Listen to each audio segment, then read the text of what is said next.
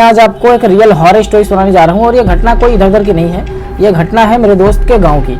मेरे दोस्त के गांव में एक पुराना खंडहर टाइप का घर था और उस घर के अंदर कोई जाता वाता नहीं था। वो काफ़ी सालों से वैसे ही पड़ा हुआ था खंडहर।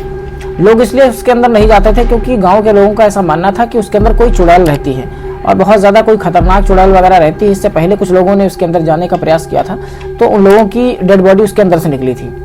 वहीं मेरे दोस्त का एक भाई था जिसका नाम राजू था और वो भूत वगैरह में विश्वास नहीं रखता था और वो कहता था ये सब अंधविश्वास है, ये सब चुड़ैल आत्मा वगैरह कुछ नहीं होती है। उसने कहा कि मैं इस भूतिया घर में जाऊंगा और एक रात बिताऊंगा, फिर लोगों को दिखाऊंगा कि इस घर में कोई भूत वगैरह नहीं है और ये सब खाली अंधविश्वास है।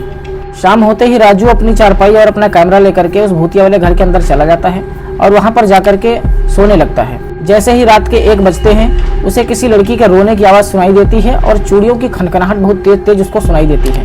पहले वो थोड़ा सा डर जाता है लेकिन इसके बाद में वो उस आवाज़ के पीछे जाने की कोशिश करता है। तभी उसको दरवाजे के पीछे एक लड़की पीठ घुमा करके खड़ी हुई दिखाई देती है। उसने उस लड़की से पूछा कि कौन हो।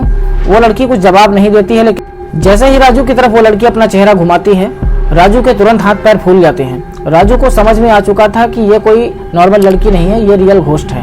राजू उस भूतनी का सफेद चेहरा, उसकी खून से सनी हुई आंखें और उसके बड़े बड़े काले काले लंबे लंबे बाल देखकर बहुत ज्यादा डर जाता है और वहां से भागने की कोशिश करता है, लेकिन अचानक से उसके पैर जमीन में चिपक जाते हैं। वो कोशिश तो बहुत करता है भागने की, लेकिन वो भाग नहीं पाता है।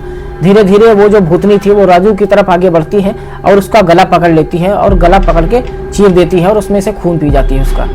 ये सारा कुछ कैमरे में रिकॉर्ड हो रहा था। जब सुबह कैमरा को चेक किया गया तो ये सारे विजुअल्स उसमें मौजूद थे। अगली सुबह जब राजू के दोस्त राजू को ढूंढते हुए उस पुरानी वाली हवेली के अंदर पहुंचते हैं तो वहां पर सिर्फ राजू के द्वारा लाई गई चारपाई और राजू के द्वारा फिट किया हुआ कैमरा ही उनको मिलता है। बाकी राजू का कोई अता पता नहीं चलता है। राजू के दोस्त काफी ज्यादा परेशान हो जाते हैं और राजू को ढूंढने की कोशिश करते हैं तो वहां से लगभग 200 मीटर की दूरी पर राजू की लाश पड़ी हुई दिखाई देती है। राजू का चेहरा पूरी तरीके से बिल्कुल सफेद हो चुका था और राजू के गर्दन पर 5 उंगलियों के निशान बने हुए थे जो कि बिल्कुल लाल थे।